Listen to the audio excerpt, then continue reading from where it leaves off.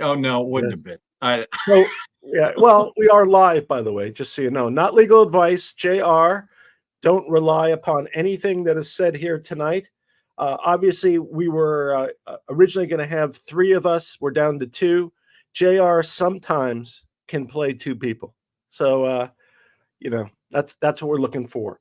We'll discuss a bunch of stuff, and JR has a bunch of things that he wanted to address. He had a whole litany. I like that. honestly, I was just planning on sitting here and letting you two guys talk and pepper a couple of questions in every now and again, but apparently I have to be on tonight because it's just the two of us. Yeah. What's kind of interesting is, yeah, we'll talk about counterfeit shares. We were just talking about this. I have named counterfeit shares as Bermuda because they don't exist Yeah. and they're offshore. And anybody who's probably over 30, there's no such thing as Bermuda shorts, are there anymore? No, they No. stopped Yeah. making those in the early Yeah. 90s. Yeah, that was a type of shorts. So again, doesn't exist, and Bermuda itself is offshore. I think that's what should be called. Somebody was asking for another name of counterfeit. So that's where we are. We'll talk about a bunch of crap tonight. We will see. I for some reason now, regarding MMTLP, I had a interchange with the gentleman Brandon, last name K. I don't know how to correctly pronounce his name, so I'm not going to butcher it. From Forbes, and we've had a interchange, so we'll address that. But before we get to that, I was like very legal centric tonight with jokes too. By the way, do you like my headphones? Those are I'm not trying. really. Those I'm are trying. implants. I'm trying to Implants from ignore them. they're implants. Neuralink from Elon Musk. This is what they look like. You could hardly notice them. I know, but they're there. So so I have four jokes. They're all legal oriented jokes. Do you have to do all four of them in a row? Like just do one Yes, now and then hit. yes. No. It's got to be bang, bang, bang, bang. That's the way it's going to go. All right. What's the legal definition of appeal? I don't know. What is the legal definition of appeal? Something someone slips on in a grocery store. That's stupid. What do you call and to anybody who might be listening tonight, don't take offense to this. What do you call a lawyer gone bad? I don't know. Good evening, Mr. Senator.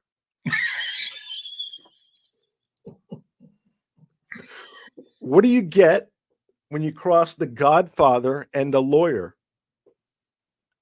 I don't know. What do you An get offer when you? you can't understand. All right. Last but not least, as a lawyer awoke from surgery, he noticed that the blinds were drawn.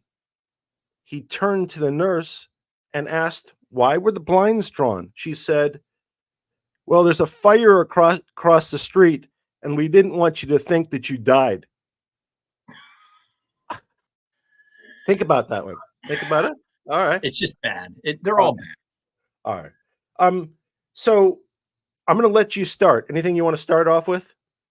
I mean, when I got the text that Mark was canceling, I thought, well, what are we going to talk about? And so I re-looked at the topics, and yeah, most of them are pretty benign. But there was one there that struck me that I wanted to ask that you were going to ask Mark, because you and I've not really talked about this, but why did you go to law school? Like, what led you into the profession? I genuinely don't know that answer, folks. Yeah, I had a bunch of relatives that had gone to law school. I had no idea what else to do.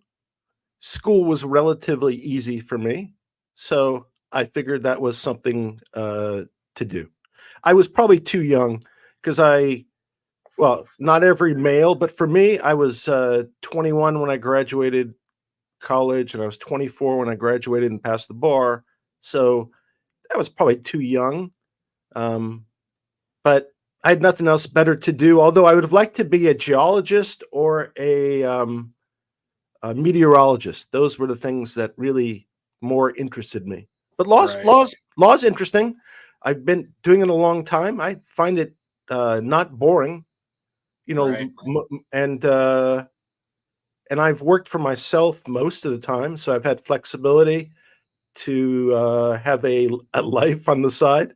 So that's kind of me. I had no like driving goal to serve. I wish it was, at least at that time. Actually, as time went on, the the rationale changed, and at some point in time, it really was where I was in a position where I could directly impact and assist a lot of people. But that was like 20, 25 years in, and then my view of the law changed, and the view of my position relative to the law changed. So why Hmm. did you go to law school, by the way? Well, something very similar. I graduated college, and school had academics had always come easy to me. By the way, I And used to be a hot chick. and so what I did was I applied to both law school and grad school, and I didn't need to take the GREs to get into grad school because I had applied in Penn State and I was, in the top 10% of the graduating class. How And did they so I do thought, this well, weekend, by the way, in what's football? that? How did Oh, they their got crushed. They got okay. crushed. I don't really watch college football anyways, but so I applied to law school. I thought, well, I'll take the LSATs because I don't have to take the GREs, and got my LSAT scores back. Applied to both grad school and law school got back to me first, and I was still living at home. Was like, yeah, I'll just go to law school, and got into law school. Knew my first year that I had no desire to go into practice. I couldn't get my head around billable hours and wanted no desire to be tied to, my time every single day. And so I was going to get into government and realize that there's no money to be made in government. And I was in my early 30s, so I knew I wanted to start a family, and I wanted to make a decent living. And you you don't do that in government unless you're part of the political machine. And so I found a job in HR and just worked my way up. And I can't tell you how many attorneys tell me that they wish they would have done it something similar. That you get deep into 20 years in practice. I mean, my best friend says it all the time. He's like, "You did the right thing, man."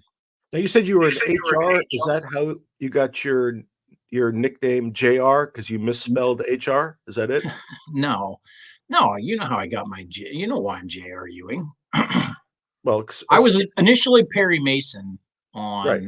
on Twitter, and Who's just to everybody out there who's Perry not Mason, 90 years old? yeah, Who's Perry Mason? Perry Mason was a lawyer from 50s and 60s television show. He solved all his cases in the last 5 minutes of the television show, Not and he only always that, said that. the person on the witness stand would always, they'd Yes, admit it on the witness stand. yes. So it was so Somehow his glorious. cross examination and direct examination were just amazing. He was a skillful litigator. But really, why I picked the name Perry Mason, because Ozzy Osbourne has a song called Perry Mason, and it's just a really good song, and I liked it, and that's what I ran with. But I changed my name to Perry Mason because I'm a man of my word, and I think it was on the 5th or 6th of December. I had put out a tweet that basically said if I decided to hold through to next bridge, I was changing my name to J.R. Ewing. As you know, J.R. Ewing is the oil tycoon from the television show Dallas. And so, lo and behold, the halt hit, and I'm an Exbridge. I own QSIPs that are labeled Nextbridge. I don't really think I have my shares because I don't think anybody has their shares. But nonetheless, at some Was that point, is that one of the reasons you went to law school? Because you foresaw your problem with MMTLP? well, I always knew that at some level I was going to use my law degree for something good. Look, HR is Has that happened yet? I think it's happened a lot over the last year, to be Very honest with nice. you. I think we've helped a lot of people stay sane. Certainly I know I felt compelled to help the community. I mean, look, we're educated people. We know how to dig into this stuff. You and I talked about this very early on. We wanted to help, and uh, I mean, look, and I can't. How many documents have we reviewed for people? How many emails have we drafted for people? How many phone calls have we been pulled into? I mean, go back to the summer. Look at all that stuff we did with GTII. People. I often get the sense that people would be, somewhat lost in these documents and whatnot. I mean, look at the people tuning in tonight. They're all here because they want to hear us talk, which blows my or mind. or they want to hear somebody else Or who's they not wanted to here, hear and somebody else they're talk, still but he's here. not They're here. still here. But look, yeah, I really feel like I don't know if we've made a difference yet, but I certainly feel like we've helped. Yeah, no, I agree, and and I can vouch.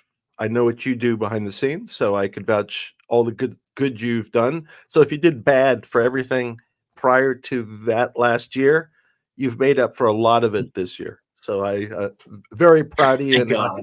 happy to Thank God. associate with you always. And Um, for those of you that are wondering, no, I'm not required to get pro bono hours in the state of Pennsylvania. So this is there's nothing for me in this. So by the way, first year, while you were talking about law school, first year of law school, I assume you had civil procedure first year. yes, Okay. So civil procedure is basically all the rules and regulations you would use if you went to court. But right. you've never been to court. Now I'm speaking to, and this is everybody. You've never Yeah. been to court when you're taking this class. So it is might as well have been German to me. I just remember the guy who taught it was very bright. He taught all this stuff, and when I left, I had no idea what he was talking about. Civil procedure. I actually the those were some of my favorite classes were the statutory classes, Wow. federal rules of civil procedure, federal rules of evidence. Those were the classes, administrative law, those were the classes that I really excelled at. I hated property, I hated torts. Contracts was okay. I really enjoyed uh, those classes that you needed to go through the statute, understand the statute, and then go through the case law. Those theoretical classes, corporations. I love corporations, federal income tax. I love that. But those wishy-washy classes, I just See, on me, on the other hand, I liked real property. That's kind of what I was focused on, and always that. Now we deal now, so everybody out on this call deals with fake property, right? right. That's what we all have. Probably like I was thinking about this. Probably everybody in the stock market has fake shares, or a portion of the shares they hold are fake. How could they not be?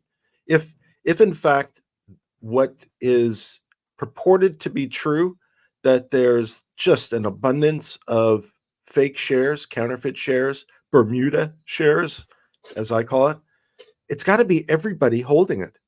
And I saw, because I follow Tesla, I'd mentioned it before. So Tesla was the most shorted stock the last 4 months until I think it was Chevron this month. This month being would have been October. That was the largest shorted company, which I found amazing. And you did Yeah. see that Elon Musk did come out and talk about the SEC, Hmm. and I thought it was an interesting premise. So, and it's kind of something similar to what we've talked about. Oh yeah. We believe that for the system to work, there has to be a wall between the regulators and the capital markets, and Yes. one can't go from one to the other, because then why are you going to take action against your future employer who might Yeah. pay you some great amount of money? And Elon said basically in his dealings that the attorneys at the SEC are government employees and they're not making big money. And what they're waiting for is some kind of trophy case where Hmm. they can then make a statement, go work for a hedge fund, and make big money. And therefore, they have no interest in rocking the boat as to the hedge funds. So kind of our what we claim to have gone on. Yeah. Again, if Elon's watching, so Elon, hi, if you're watching, we welcome you. And if you'd like to come on, we'll arrange it.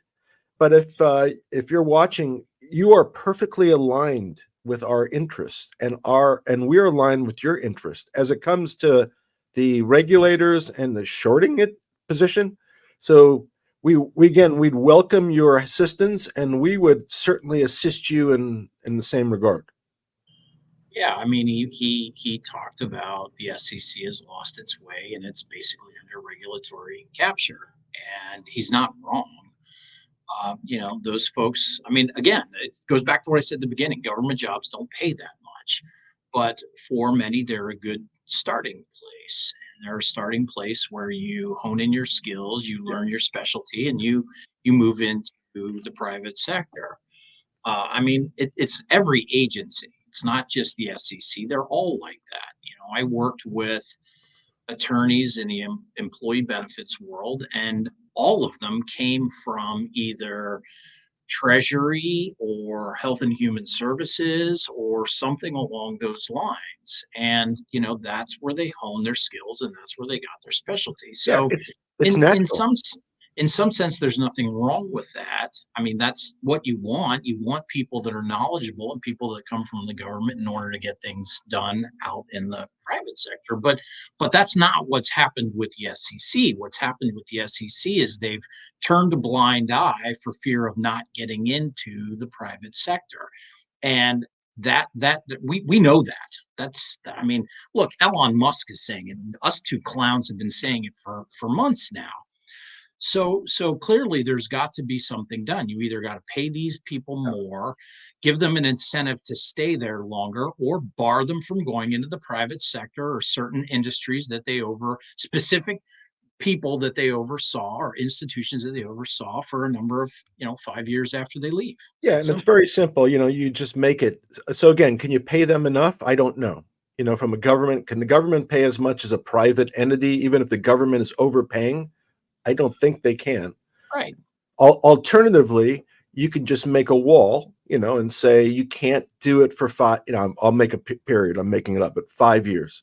So if you leave the SEC, you can't go work for.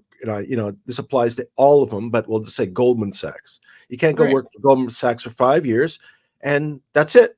And if you do, you're subject to violating some kind of penal code. It's a felony, and you go to Right. jail.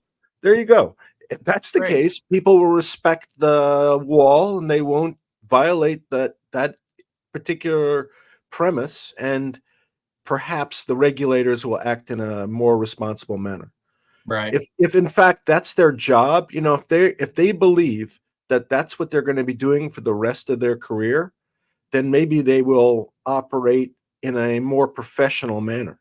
I just don't think, if you're a young buck who's got a family and you want to make more money and care for your family, that may be a stepping stone. So maybe you should think about that before you enter into that. But until that's taken care of, I don't think we can have fair regulation. Right. And I've maintained that we're not even looking for fair regulation. We just Yeah. don't want to be so ridiculous. you Yeah. know It's so lopsided right now. It's not even funny. Yeah, and it's again in our face. It's not like it's hidden. You see it in how stocks move. So it's anyway. So one thing I wanted to talk about is my arbitration. I wasn't really planning on talking about it, but since JR and I were talking about this a little bit the last couple of days, about witnesses and who I might call, and one of the people that I was talking about calling was Brandon K, who I don't know how to pronounce his last name. And he might be listening, or an attorney for Forbes might be listening tonight. So I welcome them in. Welcome them in. And if they have any specific questions or comments, please put them in. But so Brandon wrote that article for Forbes where basically he said anybody who claims naked shorting is a moron. Maybe beyond a moron. And maybe I didn't correctly characterize it, but that was the impression I drew from that. And so then I pursued my arbitration against Fidelity, which is ongoing, with a hearing sometime in a week or so. And in the answer that counsel for Fidelity filed, they attached that article from Brandon.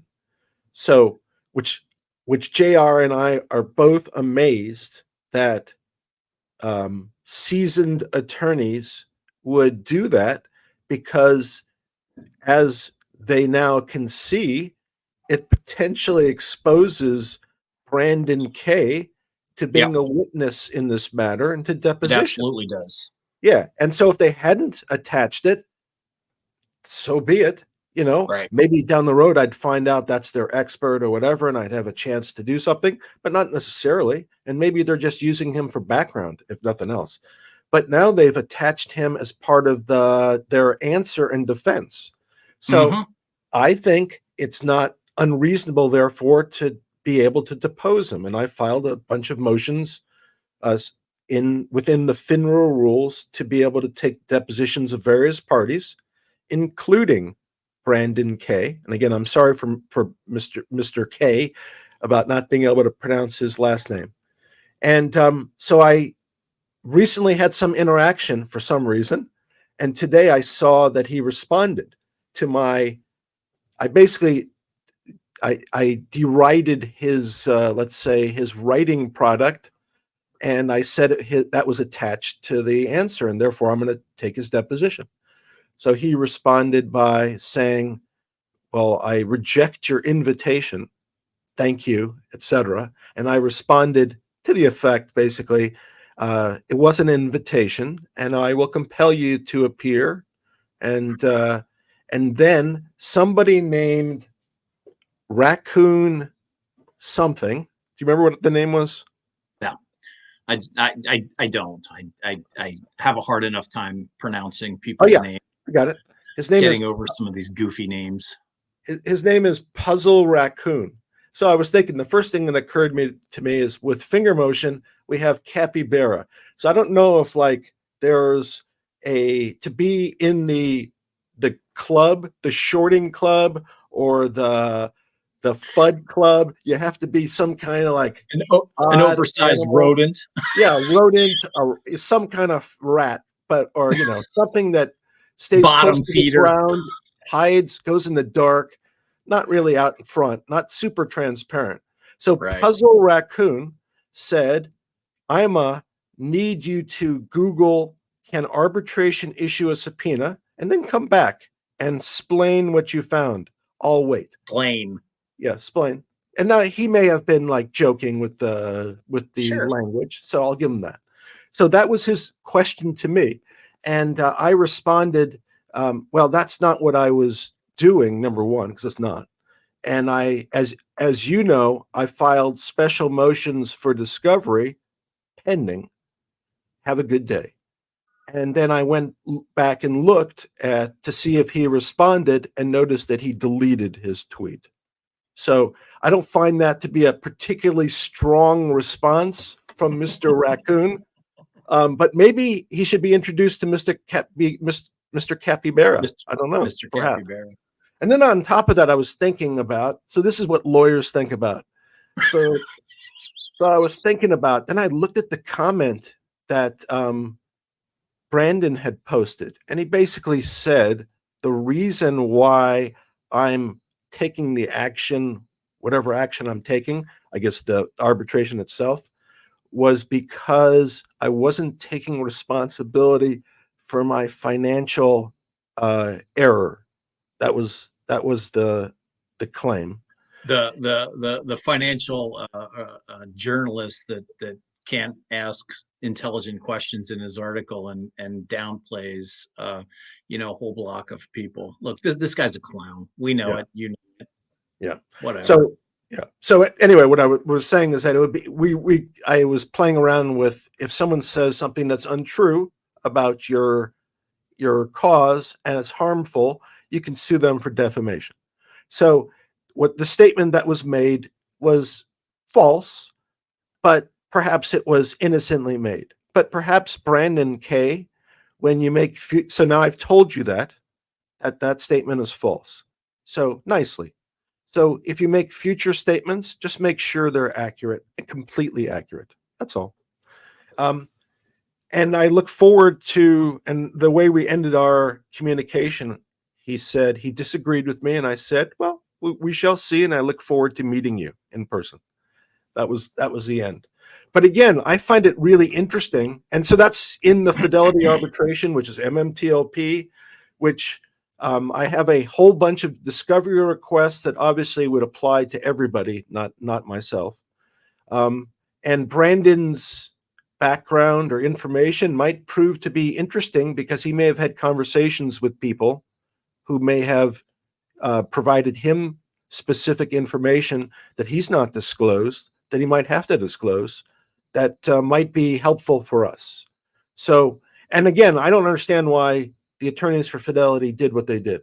That seems like a Yeah, it seems to me that I mean, we've talked about this at length, but that's I got to tell you, I feel like that's a very novice mistake. Like, why the hell would you submit an article as part of your answer to a complaint?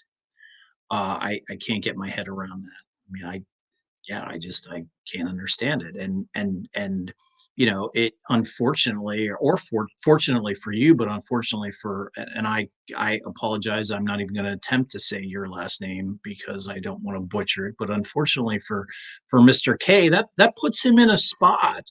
Uh, I don't see how an arbitrator doesn't allow you to depose him. And if Fidelity makes the argument that you shouldn't depose them, then that undercuts their own argument. So I'm gonna go out on a limb and say there's probably a 98% chance you're going to get to meet this individual and get to question him. yeah. So So in an arbitration, or at least in a FINRA arbitration, and so not all arbitrations are the same. So that question that I kind of read presumed that all arbitrations would be governed by the same rules. So that's not the case either, and how they operate are different. Um, so anyway, we'll have to see how that plays out. It's just interesting to me that they would hang this guy out and put him at risk of having to testify. So that yeah, surprised me. And I know Ham knows that firm, Morgan Lewis. That was the firm that he says, don't know if it's true, but he says that he educated them to the naked shorts. And now they are defending Fidelity in this particular matter. So interesting connection. And again, hmm, how the arbitration plays out, because again, the difference is in the FINRA arbitration, you're not allowed depositions unless there's extraordinary circumstances. Obviously, U3 Halt is a how good can they evidence make of the that. argument there's not?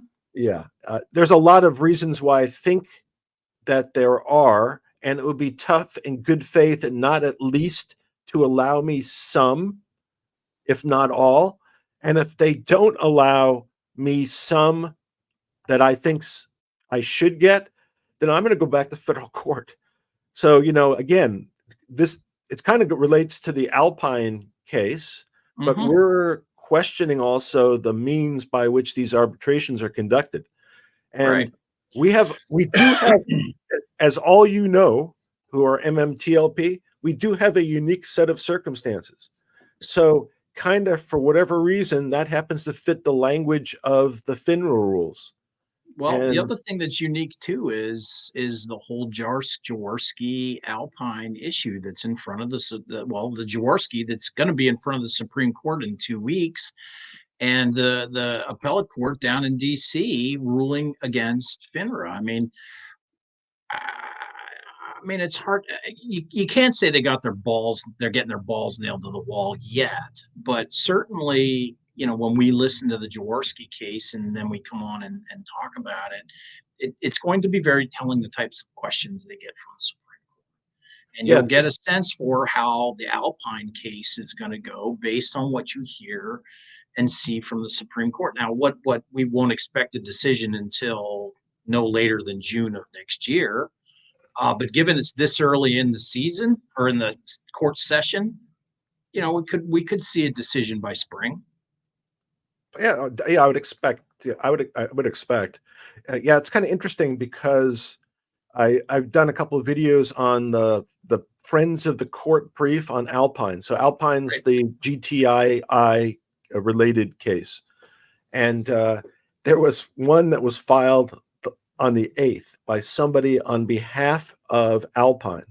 So apparently, so far, if you count the number of parties that have filed briefs, so this is crazy, by the way. So Right. this is an appeal of a denial of an injunction. There shouldn't be all these briefs filed, really, not for that particular remedy.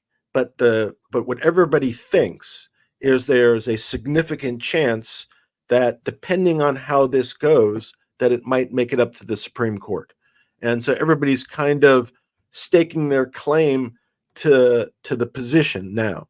So the person who filed the last brief, which was on the 8th, but I think they filed something else on the 9th, who filed it by themselves, by the way, not an attorney, so prepared it and filed it, but indicated that in the number of people that were supporting FINRA in their briefs were so far 38.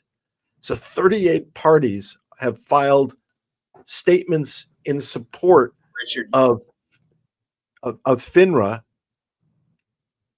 You're still there? Yeah, I'm still here. We appear to be having a connection issue. Okay. I just got a note. Go ahead. Okay. Forgot what I was saying. Someone filed a brief and Oh yeah, talked about the thank you. numbers. I'm glad you're there. That would have been a long pause, so I'm glad you're there. Yeah. So they said there was 39 who filed, or 38 who filed in support of FINRA, and they said so. Alpine needed some support. They had apparently been involved in litigation involving FINRA and Bennett something in 2010 that this person claimed was a Ponzi, and I don't know, by the way, maybe it was. The claim was a Ponzi scheme. They ended up in some type of arbitration with FINRA. They lost. They hate FINRA. So therefore, they thought they found it necessary to file the brief to state that they basically hate FINRA, and they did. I have to give her credit. I think it's a she. I have to give her credit for citing a constitutional provision in support of her brief, the appointments clause. And she may have read another brief to get that, but I'll give her credit for having done it and for having, listen, for an individual who's not a lawyer to file an appellate brief, even with assistance, that's quite I have to give her credit for that. Oh, yeah. Yeah. I don't think she'll be overly persuasive with the court, but it was just interesting. She came in for Alpine and, of course, did not address any of the maladies that Alpine has experienced, the penalties and the bank secrecy violations, the sex crime employees. Really? I mean, is that like the hysterical setup? You can't make that kind of stuff up. Yeah, it's pretty amazing. And again, to this point in time, the SEC and FINRA neither have elected to go the federal court way and put these guys out of their misery. But astonishing anyway. So that was the latest brief. There'll be a reply brief filed within 30 days, unless it's extended, and then there'll be oral arguments. So it'll be interesting. So the decision in Alpine.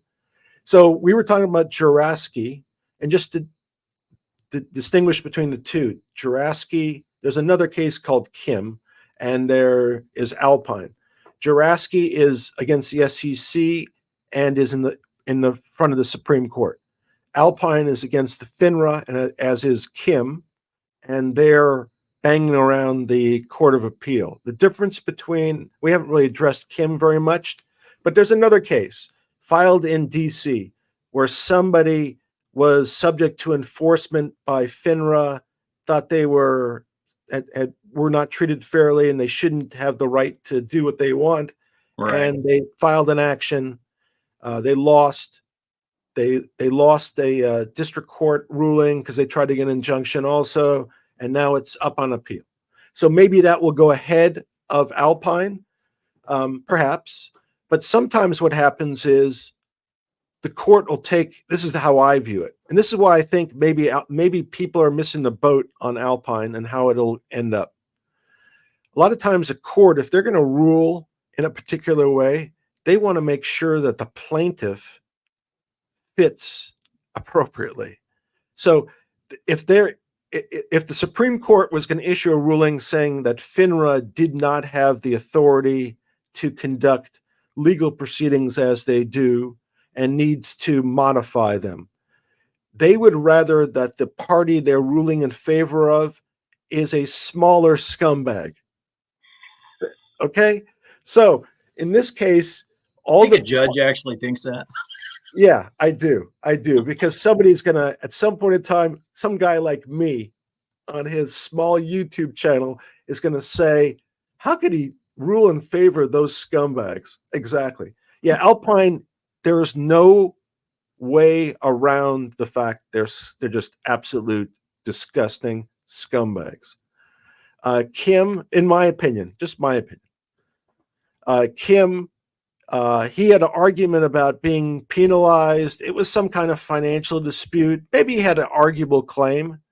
He did not have the history of scumbaggery as Alpine. And so therefore, maybe this court, the court that's now hearing the appeal of the denial of the injunction, maybe they take that into account too, because they should, by the way, they should take that into account.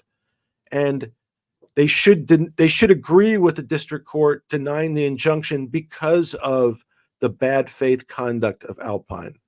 Mm-hmm. And that would take it in a different direction. So that would not take it up directly to the Supreme Court, because I think the reason I believe that is if FINRA loses, they will take it up to the Supreme Court. Sure. Yeah. If Alpine loses, it's not the end of the road for them. They still have process to go through, and I think they have to exhaust those processes. So if for example, FINRA wanted to complete a hearing, they'd have to complete a hearing, and so on. So it wouldn't go directly to the Supreme Court. So I think the Court of Appeal may just kick Alpine out because of their history, and that would then put them back at risk. Directly at risk. So it'll be interesting to see, and I think that's why there's so much interest in Alpine case beyond our interest. You were going to say something. I'm sorry. No, you froze up. We're having a little bit of a connection issue. So I mean, my thoughts on it are, I think Jaworski's going to have, if the Supreme Court rules in favor of Jaworski, I think you're going to see a flurry of briefs in the Alpine case. By obviously Alpine and team. So it's going to be curious to, yeah, Jack, sorry about that. I was typing and thinking at the same time. Oh, crap. Yeah, I mean, you'll just see a flurry of briefs on behalf from Alpine saying, hey, look, we're going to make the same argument that FINRA was, that they have the same constitutional issue going on. So yeah. So somebody asked a question about Alpine, or they were confused about how I mentioned it. So I think at some point in time, Alpine will get kicked out. They'll be banished forever. But when that is, we don't know. And these proceedings that are going on now are conditional. This has to occur before they're going to get kicked out. Right. And depending on how they go, that will determine when that process will end. So that's kind of where we're at. The ongoing legal proceedings does not ultimately impact whether Alpine's going to be kicked out or not. It just determines the timing of that. And that's just my opinion, not legal advice, obviously. But that's my opinion, because I think they've engaged in so much admitted reprehensible conduct that they don't deserve to be in business anymore. So right. that's my take on it. Yeah, I mean, I'm kind of sad that we decided not to go. I was actually looking forward to it. But we'll listen together on Jaworski, whatever the hell the name is. We'll listen to it together, and we'll come on that night, or soon thereafter, and talk about it. Yeah, we had discussed perhaps going to the Supreme Court hearing, and maybe we'll do a future hearing like that, and then reporting on it. And Jaworski is being heard the end of the month, so interesting.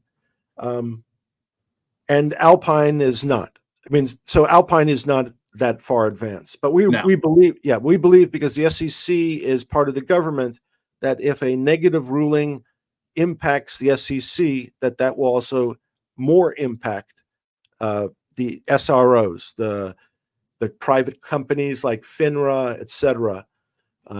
You think that JR is listening to this at all? I don't think so. I'm taking crap. They're beating up on my Eagles. Well, it happens. It happens. You can't win them all, right? You can't win We them didn't all. even play today. I know. Well, you didn't win. That's for sure. Yeah. So GTII, who knows? Maybe it'll run faster. Maybe it'll be independent. Because when we started, people took the premise that that legal proceeding had to be done before there was impact on GTII. Who knows? Who knows if that's Well, true? you and I even talked about that back in July, that everyone was getting all hyped up over the legal proceedings that were happening, and you and I had a conversation. I want to say maybe 3 or 4 days after we went on that space, and kind of explained everything, and we're just like, look, this is no different than any other legal proceeding. It's going to take time, and there's always a lot of maneuvering. Now, we didn't anticipate that the district court would rule in Alpine's favor, but we didn't know about Jaworski at that point. And then once we discovered Jaworski, it all kind of made sense. So we kind of knew that we were going to be in it for the long haul with it. We just didn't know it was going to play out this way. So Yeah, and so we'll see how it plays out. So my point being, though, that there may be other reasons why GTII runs or doesn't run, independent of the end of these legal proceedings. Just at one point in time, it was deemed an immediate catalyst, right. and I would say it's not an immediate catalyst. But that's not to say that at some point in time, if the Court of Appeal, let's say, ruled against Alpine, I would think that would be a positive catalyst for GTII, even though it wouldn't be final, but it might give a hint of what was coming on. We're going to talk about. So, anything else you want to talk about GTII? No. I mean, there's not much going on. It's in a state of flux right now because of where things are at in the district court case. So, does it need a flux the DC capacitor? Flux capacitor. Let's go back in time. That's right. You need that. Would you have sold at a different point in time if you can go back in time? No. I'm perfectly happy with where things are at with my position, and we'll see what happens. Yeah. Okay. And and I know Ham talks about it. I guess originally they thought GTII was going to run first, and then finger motion they thought was going to run. There'd be some influence. What do you think's which one do you think's going to run first? You can't even say it with a straight face. Yeah. You can't even say it with a straight face. I know. Yeah, because so Ham has a call every day, and there's always somebody who asks the same about 5 questions. So I've started to ask him just repeatedly those questions, and it's that I feel bad for him, by the way. I do too. Well, it's fun. Look, you and I've said this all. We got to find the humor in all of this, because your brain just melts, and I know mine every now and again is just like, oh my God, I can't. Can I continue to do this? So. My FOIA appeal, sure, got denied. There's not much else to say.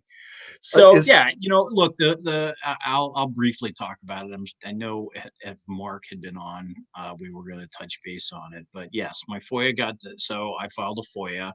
I was very specific in what I was looking for, knowing full well that it was going to be the initial request was going to be denied. I wrote up an appeal. I thought I made some unique arguments, and that one got denied as well. And all along, Mark and I had been talking in the background that, what the next move was going to be, and you need to exhaust all your administrative remedies under the law. And that means filing an appeal with the agency for them to review it. And then once they issue the appeal, you have so many days to file in federal court. Mark has been gracious enough to offer representation in the Middle District of Pennsylvania. And so that's where it's going to be filed. Now, if you know anything about FOIAs, we've talked about this multiple times. A FOIA lawsuit is unique in the sense that once the lawsuit's filed, the burden now rests with the respondent, which is not normally the case. Normally, the burden rests with the person filing the claim to prove their claim.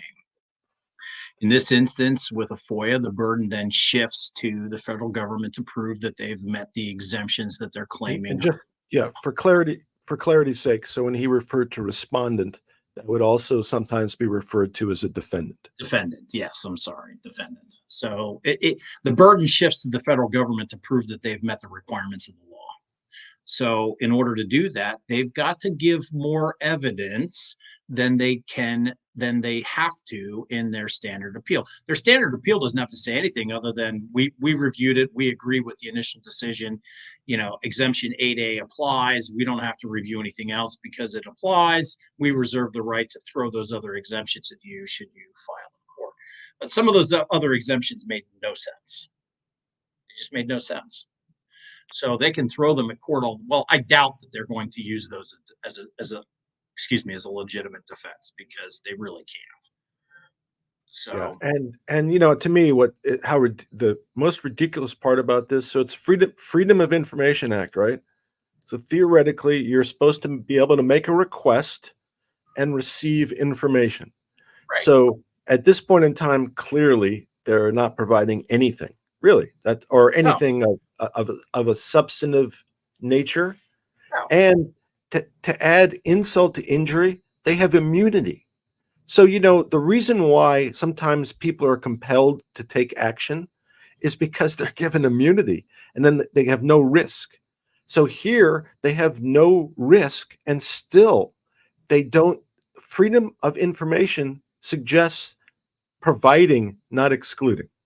So I'm not going to go into details on what I requested, but what I can tell you is if you read the law says that, look, if you've got this thing and it meets one of the exemptions, but there's a way for you to segregate the information out of that thing, then you need to be erring on the side of some of the information is exempt. Not all of the information is going to be relevant to the investigation or enforcement proceeding.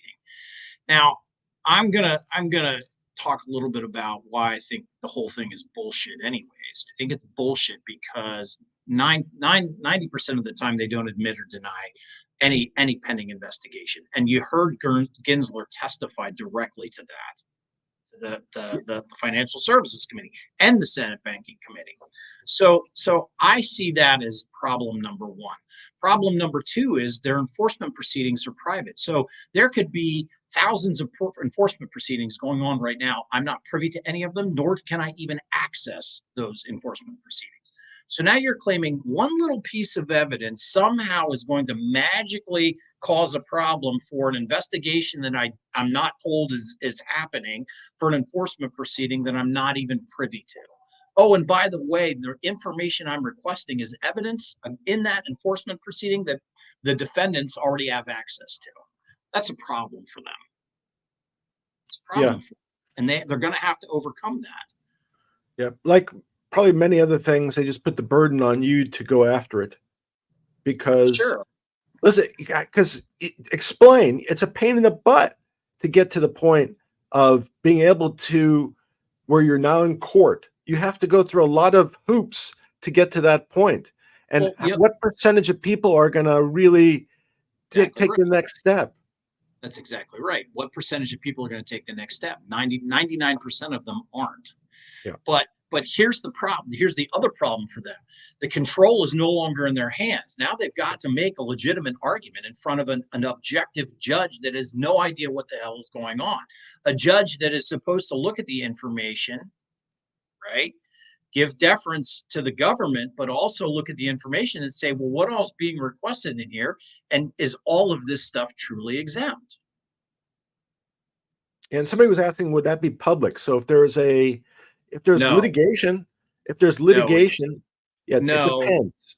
My understanding of the Vaughn analysis is it's a private, basically a private hearing. I don't know if the analysis, I don't necessarily know if the analysis is done in camera or in an open court with closed doors. I'm not sure. Yeah, so you could have it where all the pleading, where it's a sealed matter, and so Right. it's not available to the public. You might have certain pleadings that are public, like maybe there's a complaint filed, but the proof itself is not public. Because Right. I think the way I understood it is in terms if the judge is going to make a decision, that part, that proof that the judge would consider would be in camera, basically in chambers for the Mhm. judge's eyes only. But since neither of us are experts in doing FOIA law, in a normal lawsuit, the complaint and the pleadings themselves, so that's the documents you file in the court, they're available to the public. So this is different because maybe there's sensitive information, maybe there's, confidential information. Who knows? It's the government, so they're probably going to take a very broad Well, interpretation. they have to show why a certain thing that I requested isn't exempt. That's what they're going to have to show. They're going to have to show that that thing that I requested is in not only part of the investigation or enforcement action, but if that thing that I requested is released, it could, I forget what the standard is, but it could sway witnesses to talk. It could, they could manipulate the I don't know what all they could do, but I know what I requested, and I think it was pretty damn creative. If I do pat myself on the back, I think they're gonna have a hard time making that argument. But here's the thing: two things are going to come out of this. Number one, I'm going to learn a hell of a lot more about FOIA than I know right now. But number two, any information, even no information, and just reading the response and seeing what they say is information. You're going to learn something. You're going to learn something from not only what they say, but what they don't say and the position they take. And that's what it's about, Yeah, they probably hope in the meantime that things end up resolving and they never have to produce. And, I don't know how long this case is. I don't know if, again, I have no experience in litigating FOIA cases. So I don't know if they're entitled to some kind of priority, if they're just kind of fit in the same row as everything else. So I Right. don't know if it takes 6 months, a year, 18 months, if you go to trial, I don't know how long it takes. And then I don't Well, know after that, I don't know if the government would appeal. I I'm don't certain know. they're going to appeal. They're going to Yeah, win. If they they will, lose, they're going to most win. likely. Yeah, because I again, just to finish the thought, Yeah, yeah. because again, JR is being unique here. He is the one of the 100. So their position is, one, they're paying these, it's cost of business anyway. And two, maybe they'll wear them out. Or maybe something will happen in the meantime where they don't have to get to the end. And if they have to Well, get to the end, the they'll thing get to to the end. remember with those is there is an end.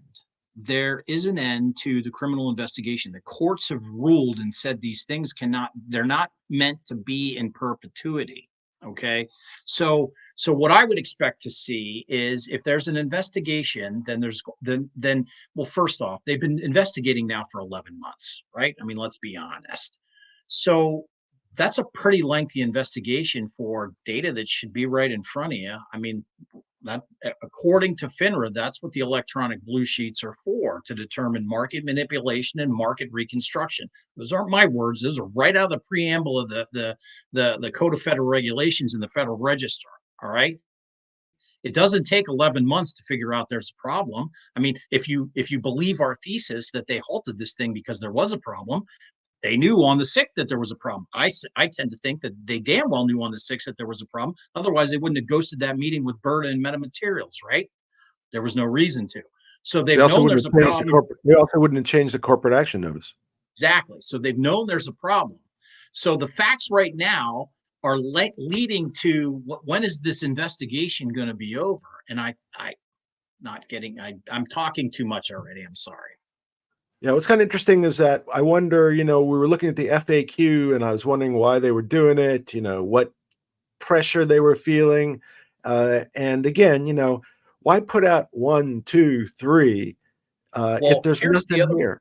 If there's nothing here. Problem if there's legitimate, what did they say? There's less than 1%. It came out to like 1.61 or 1.61, assuming there's only 163 million shares. So that tells me, one, their investigation's over. At least FINRA's investigation is over. Now we know FINRA and the SEC are not the same, but look, these two agencies are symbiotic. All right, they go hand in hand.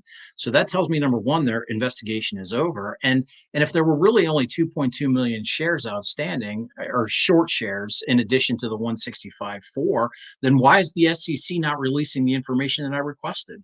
Forget about the blue sheets and all that other data. Comes down to a simple number. Yeah, I think they said a number which, by the way, Brandon, if you're watching, you never asked in your article. I think they said estimate to give them, so they didn't take a firm stance that they could figure out precisely what the number was. You know why they did that? That's their defense. That's their wiggle room.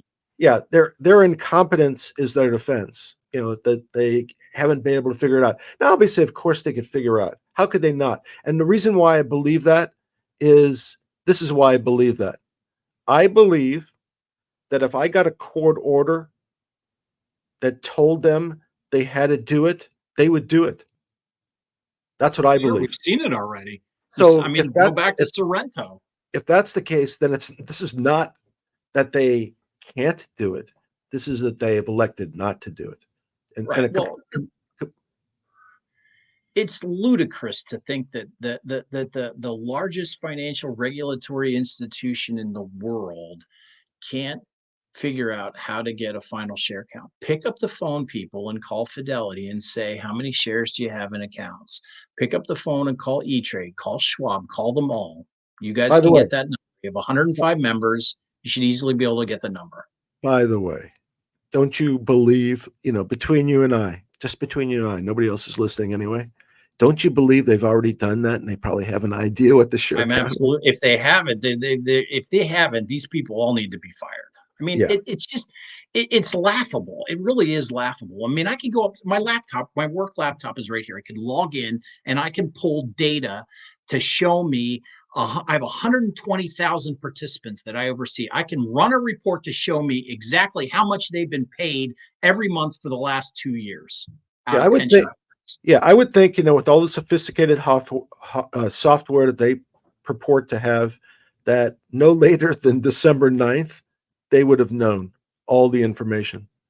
It was there, available, and if they really want to exercise their dominion and control over their members, all they do, listen, and it's all electronic. It's not like some guy has to get a pad of paper and he's like counting shares one at a time. Yeah. This is a 5-minute job, honestly, 5 minutes.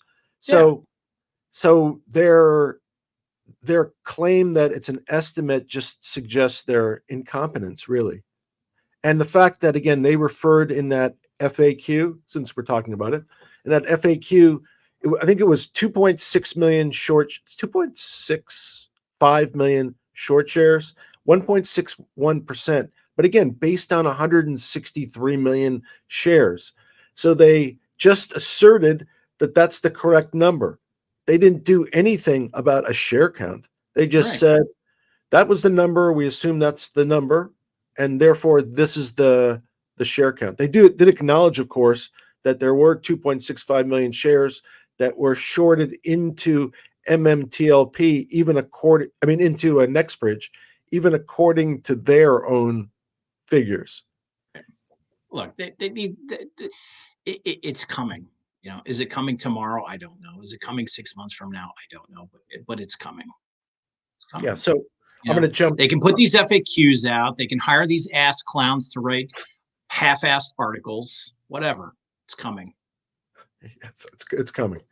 Um, okay. I'm going to jump around a little bit. So capybara, that was finger motion, and I know there has been some legal proceedings in terms of direct action against the short and distort report. So again, that's an area that seems to be now that's coming into fashion as a from a defensive posture. That when the shorts file these false reports that are only okay. So some of these reports perhaps are accurate. That might be the case. I'm not saying that all short reports are Sure. inaccurate. This is probably not the case, but there are certainly some that are designed only to impact the stock price and Right. probably from a position where they're shorting the stock and benefiting. So in Capybara was the party that did twice, I think. I think twice they filed the documents, and I think uh,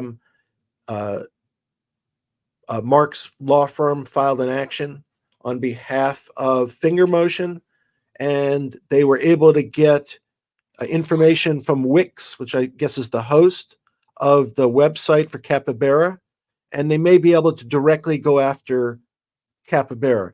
But I don't even think that's the the benefit. I think the benefit is that the hosts have to spend a bunch of money on these potential clients, and it ends up being more trouble than it's worth. Then Sure. these guys won't have a platform.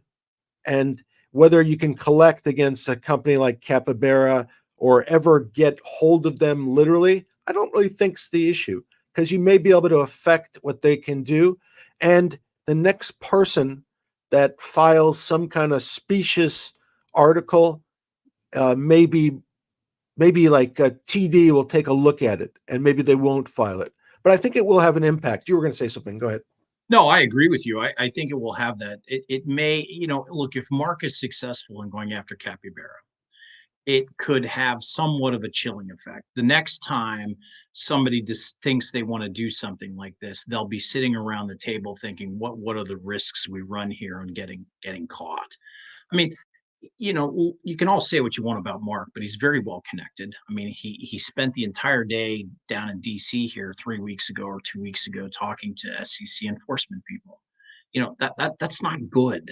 That's not good for those guys, especially when a guy like Mark is knee deep in something like this. Even with Wes, those guys down there interacting and having, I mean, you've been to those types of conferences. You know how they go down.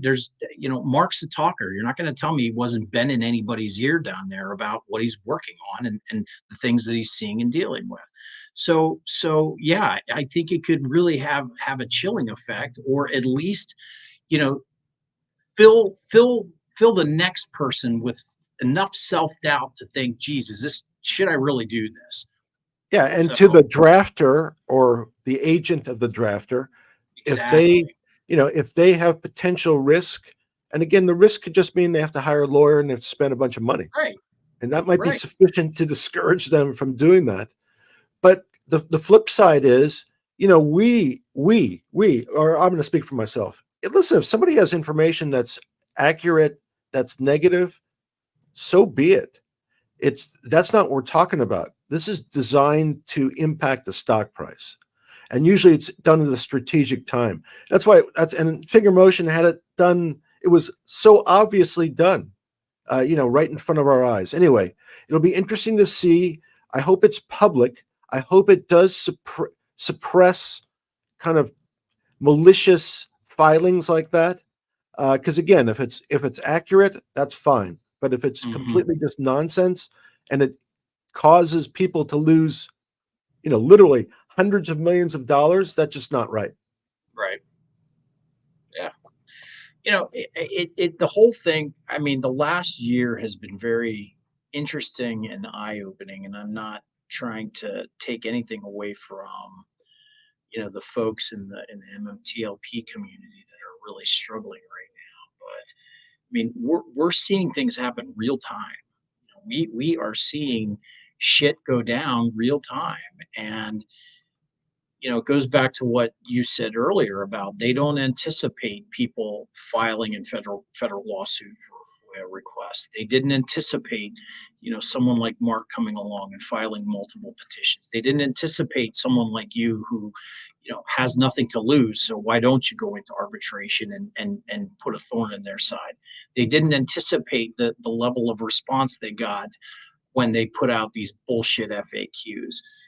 I'm sure Brandon didn't anticipate the level of blowback and criticism that he's gotten based on his article, or that other clown that wrote the article on Dole and then wrote the exact opposite of what happened in Dole. There's a lot here that has happened that I'm certain none of these folks have anticipated, and they don't know Except how that, to deal with it. but think about it this way. I was thinking about it. As far as I know, I'm the only arbitration against Fidelity involving I MM, would agree with that. and I'm floored by that.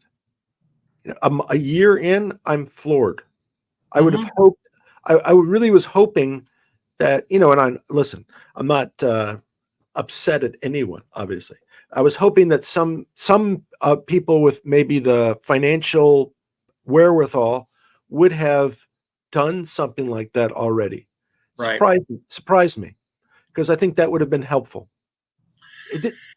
Yeah, I agree, but again, they go back to that level of and I'm sure they know, I'm sure they have statistics on this, the percentage of people that actually file arbitration claims in something like this. It's so low, it's no different than the Ford Pinto, And it's they not just arbitration claims; it's all claims, right? all So claims, right, people have disputes. Most right, disputes, people don't act on them, and then right. most disputes that are litigated are almost 95% plus are resolved. So, Well, it's no different than sending Dr. Angel into Congress after we started making initial contact with Congress. You know, he got sent in there. You're not going to tell me he went in there voluntarily. Why the hell would he care? So did anybody ask if he was being paid for the appearance? I'm sure somebody did on Twitter. I doubt he responded. But they anticipated sending him in there and having him kind of calm nerves and get everybody else's side, and that truly wasn't the case. I mean, I can tell you firsthand that Dr. Angel hasn't been mentioned since when he was in there, and we've talked to multiple congressional staffers. And I'm not talking, the legislative assistant. I'm talking, we've talked to some of the directors of these rank and file offices, as well as some other pretty high profile offices. And the reception that we're getting is first off, they're blown away when we share the story, and there's a sense that they want to do something, you know. So that none of that was anticipated by the other side, and No. and they're probably, well, they're I don't want to say they're under pressure. I don't know what was going on in their minds, but I can assure you that they didn't anticipate any of this. Yeah, well, they're focused much more than they wanted to be on this, and they probably spent a lot more money on it already than Sure, they expected to. So sure. two negative things for them. All right, so finger motion we talked about, and I wanted to address the petition that was filed in New York by Steamroller versus the OTC, and I've read the petition, so I'm just doing this based upon my review of the petition. I know it was referenced previously as on a tweet a couple days ago. I briefly wanted to go over it because I found it interesting. And again, I know nothing about New York law. This is a New York petition. I don't think JR knows anything about this, but the statute. So here's my limited understanding. So there's a statute in New York that permits you under certain circumstances to be able to find out the names of unknown defendants in certain circumstances. So you could file a petition and you could show why you have a claim. And if the judge believes that you've complied with the statute, then they can order the release of the names. So and there was a prior petition, if you recall, that was filed where I think it sought 105 brokers. I think that was what it was. Information regarding 105 brokers. I don't remember the exact sequence of events, how it got, but this one's a little different. So this one is brought by an entity, and these entities, the members, so an entity is like a corporation, there's partnerships, there's limited liability companies, and there's sole proprietors, and there's other things too. So this is one form of that. So it's a limited liability company, and there's members of that company, and there's also a managing member of that company. And the members of that company apparently own Series A preferred dividend that eventually made its way into MMTLP, NextBridge, etc. And they're bringing the action as an entity. And their basic claim, although again, I haven't read everything, is that when this was made to trade in October of 2021, there were market makers, hedge funds, brokers, etc., who were involved in fraudulently letting it trade. Right. And to this point in time, we don't know who those people are because we haven't been able to get the information because nobody will give us the information. FINRA won't, the SEC won't, nobody's publicly disclosed that, the brokers haven't. So the claim is, and apparently he's laid out a fraud claim against these parties because they didn't have a authorization to prepare a Form 211. They weren't authorized on behalf of the entity, so they just did it. So he's asserting a fraud claim, and apparently that petition's been filed, and there'll be further pleadings that will be filed, and eventually there'll be a hearing and a ruling by the judge. And if the judge rules in favor of the petition, there will be the release of at least some names of the parties that were could be defendants in that particular case. So it'll be interesting to find out how that plays out. Now, I don't know anything about the statute myself or how it applies, but comparing those two situations, so that first petition where there was looking for 105, I thought, and it's on appeal, and I don't know anything about the law, by the way. So again, just my off-the-cuff opinion. But I thought that one could be construed as seeking information about the claim, not just the defendants. And that statute seemed to be more oriented to defendants.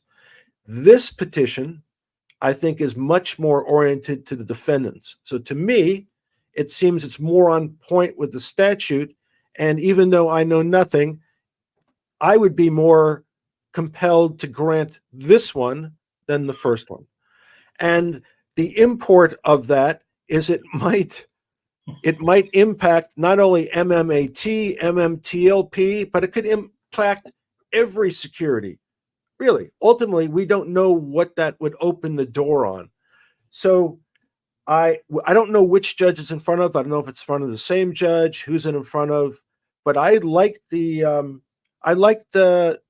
argument, and I feel much stronger about the argument. I don't know if you've had a chance to ponder that.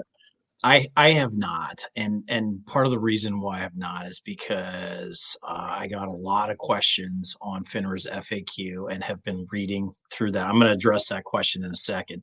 Have been reading through the FAQ and providing some thoughts to Curtis on it.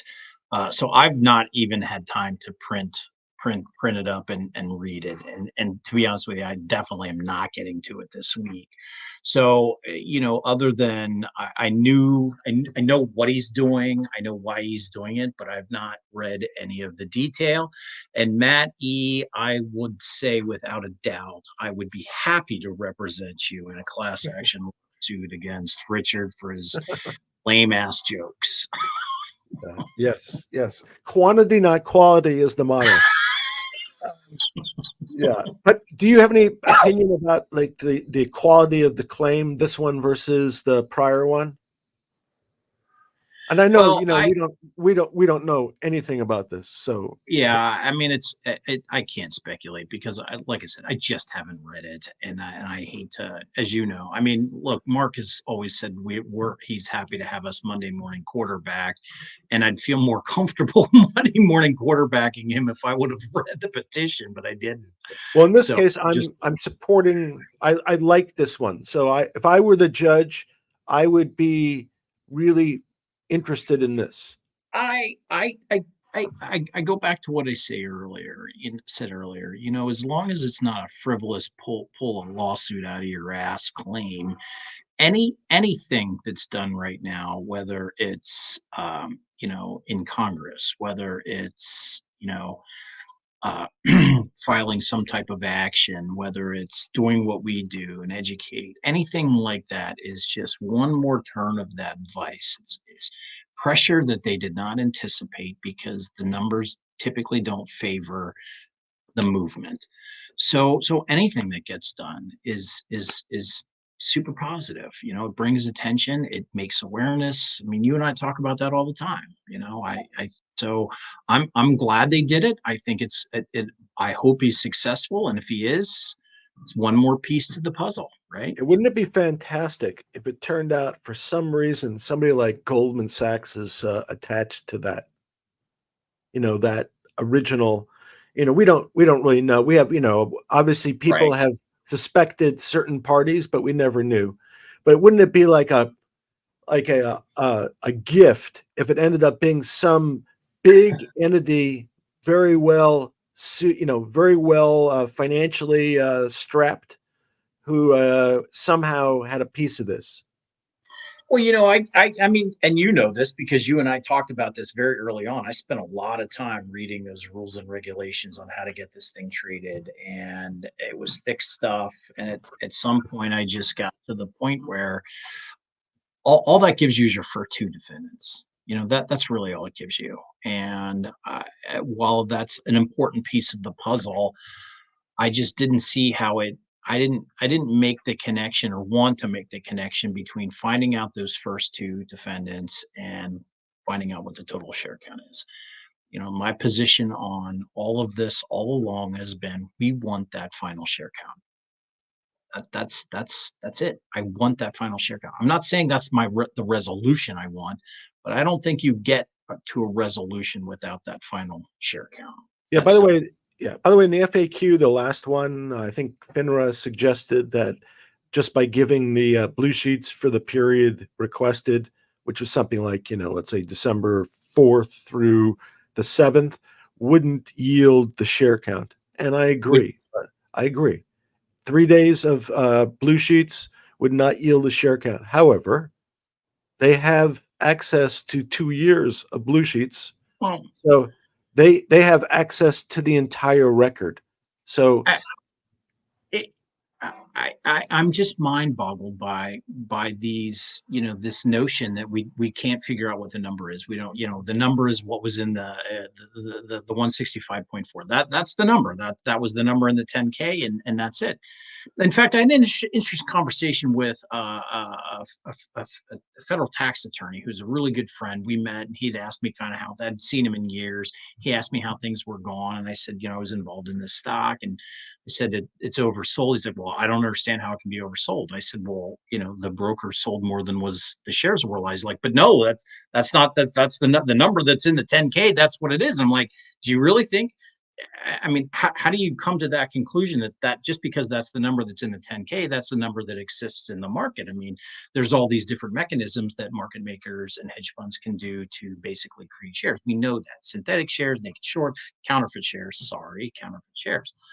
I said, so this notion, that the broker dealer doesn't have a report that shows the exact number of holdings in a particular security in their accounts is ludicrous. And if they don't have that tool, they're complicit and incompetent because they need to have that tool. They have to have that tool in order to determine their level of risk. yeah, and again, they Simple. know. This They is not know. again. They know. Uh, but it's interesting. This is the first time they kind of went on record for a number, and I'm sure they were trying to undercut our position. I think They that was the absolutely were. intention. Because Yeah, otherwise, they there was no absolutely reason were. for them just to out of the blue to throw it out. Again, if there's nothing there, then why do you keep on bringing it up? I know Mhm. it took you a long time, but you're still talking about it. Streisand effect, right? Streisand effect. There's no doubt in my mind that there was a specific reason that why they filed that FAQ when they did. What that reason is, I have probably 10 different ideas on why they did it, none of which I'm going to share. But it was done at a interesting time, to say the least. Yeah. So for me, so my view is it hasn't changed anything. Uh, Things are proceeding as they were before the FAQ. Right. It certainly won't impact us, because we've discussed this. We discussed the reason of it and what it was designed for and what kind of response would be. And, it's pretty much business as usual because nothing has changed. And Right. I just think we're just closer to the end, whenever, other than that, we can't predict because the pattern's always the same, always the Is same. the pattern the same? It's Which always the one's same. which one's which one's going first, Richard? Are there any naked shorts in finger motion? What do you think? Counterfeit shares. Counterfeit Counterfeit short. shares. Bermuda shares. Yeah, last, because I don't want to bore these people anymore. I want to, because I love Tesla, so something's interesting. I thought that they're doing. So they have the Cybertruck that, and I probably talked about it at one point in time. So Cybertruck is coming out. The delivery event is the end of this month, and they have some, especially the black ones that look really, really cool. But in the contract when you buy it, so if you buy a Cybertruck, you are restricted from selling that for 1 year. So you cannot resell it at a profit because Interesting. because Really? they because it's going to come out in somewhat limited supply, and there will be a market for a higher price. And so they restricted it. They said, and basically it's liquidated damages. I think it was a $50,000 liquidated damages clause. So liquidated damages means sometimes it's hard to figure out damages. So you can put in a contract that we really can't figure out. And we kind of agreed that this sum is a reasonable facsimile of what the damages were. And Right. so they've agreed, I think it's $50,000. So if someone breached that and sold it, Tesla could go sue them and collect 50,000 plus legal fees. And they probably would just to make a point of it and get it not not other people to do it. But I found it interesting. It's in the contract that you can ask for a waiver if you have like extreme circumstances. But I think there have been times in the past where their vehicles were resold at higher prices than what the initial sale price was. So they don't want a secondary market that's higher than their sale price. Makes Uh, sense. Makes total yeah. sense. I mean, because I've told you, I have no interest in Tesla. I mean, their vehicles are great. My neighbor has one. It's a really cool looking car, but I've just never been a big car guy. I mean, if I ever had the opportunity, I'd buy a '72 Nova, fix it up, Yeah, and in Southern California, they are all over the place. really, They're yeah. yeah. Well, I I mean, it mean, makes sense. I get it. yeah. I mean, Southern California has a lot of cars anyway. Uh, Tesla's first factory was in Fremont, which is kind of Northern California, and California buys the most cars, surprisingly, in the country. So it makes sense. But it was interesting that they put it in the contract. I thought they don't have a dealership, so that's the difference. They sell Right. directly. They sell directly to you. Ford would have a dealer, and the dealer would then sell it to you. The dealers in those, which is interesting about those, sometimes the dealers are forbidden from raising the price beyond what the MSRP is, but sometimes they still do because they can make a nice profit over and above that. Yeah. I've just never been a big car buff. That's just That wasn't my Well, thing. we're in Southern California is like the place for autos. There's multiple, I don't think any cars are made here. I don't think any are made in Southern California, but we have like multiple car museums. So it's interesting because cars are really a part of the daily life. So it's interesting. Anyway, and I find him to be an interesting character. I agree with some of what he says, but I agree with a lot that he would like to do. So that part.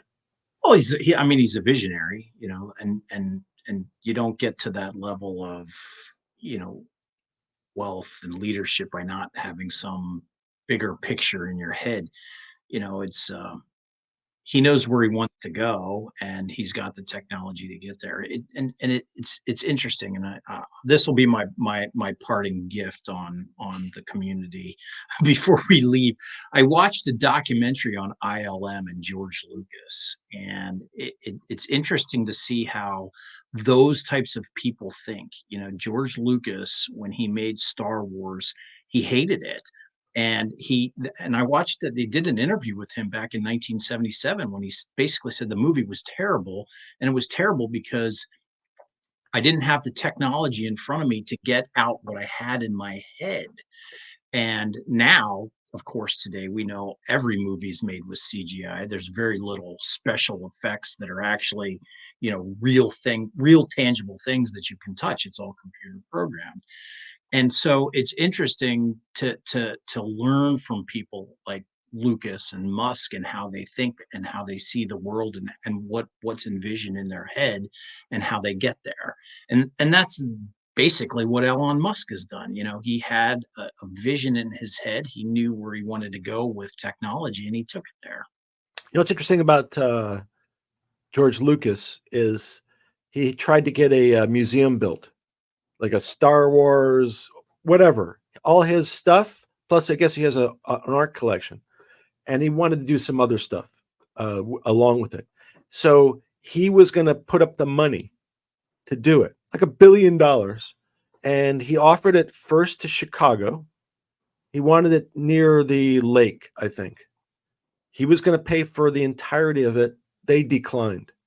He then took it to San Francisco because his operations are in the Bay Area, and he wanted to do it on Treasure Island, which is on a vacant island. They declined. Free. He came up. They're doing it in LA, in kind of near where the Coliseum is. But imagine that he donated all the money and all the contents, and he was turned down by two cities. I don't think people realize the impact that he had not only on the movie industry, but just computer graphics in general. I mean, he was throwing all kinds of money at computers and computer graphics back in the late 70s and early 80s, and all through the 80s and all through the early 90s. The amount of money that he was putting into that technology to get to the point where we are today, and it's just it's phenomenal. What they can do now in computer graphics and movies is phenomenal. Yeah, it's frightening. It is. Yeah. It is. By the way, there's quite a resemblance between you and George Lucas now. Oh, you think? Yeah, I think so. Well, do you swear that you're not George Lucas? I'm not George Lucas. Okay, I was confused. I was confused. Anything else you wanted to say before we let these poor people go?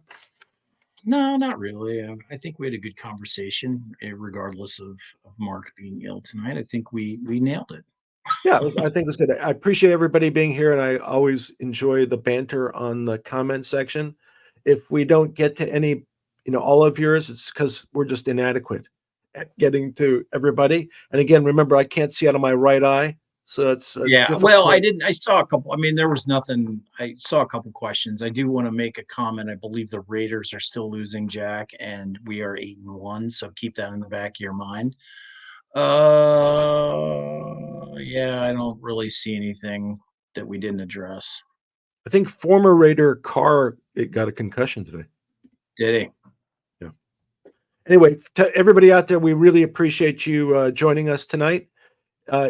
When this is posted, if you have any additional questions that might come up, we always look and we'll try to answer any questions. Have a great night, everybody, and be well. And again, thanks for joining us. Take care. Yep. Bye. Now I have to end the stream and takes a